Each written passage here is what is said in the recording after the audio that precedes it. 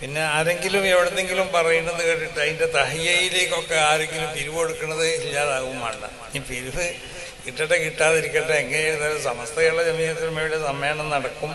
അതിനാവശ്യമാവുന്നതായ ചെലവുകളൊക്കെ ജനങ്ങൾ വഹിക്കുകയും ചെയ്യും. അപ്പോൾ അത് പിരിവ് പിന്നെ കൊടുത്താൽ മതി, പിന്നെ കൊടുക്കണ്ടെന്നൊക്കെ പറഞ്ഞിട്ടുണ്ടല്ലോ ചിലർ. അതൊക്കെ അപശബ്ദങ്ങളാണ്. അതത് അറിയിക്കണ അവജ്ഞയോട് കൂടി എല്ലാവരും തള്ളിക്കളയും. ഒരു സംശയമില്ല, ഈ സംഘടന അത് 100ന്റെ ശേഷവും അത് കുതിച്ചു പോവും.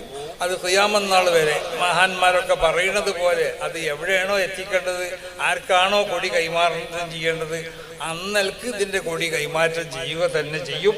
ഒരു പോർവൽപ്പിക്കാൻ ആർക്കും സാധിക്കുന്നതല്ല. ഒരാൾ മതിയോടോ കൊടി കൈമാറ്റം ചെയ്യാൻ. എന്നാലും ഈ സംഘടന ഇവിടെ നിലനിൽക്കും. മനസ്സിലായില്ലേ? എല്ലാവരും ആ ഭാഗത്ത് ഏത് ഭിന്നിച്ചു പോയാലും, എല്ലാവരും സമസ്ത കേരള ജമിയത്തുലമയെ ഒറ്റപ്പെടുത്താനും വേണ്ടി ശ്രമിച്ചാലും സമസ്ത കേരള ജമിയത്തുലമക്ക് ഒരു പോർവലേൽപ്പിക്കൂല. ഇത് ഏതെങ്കിലും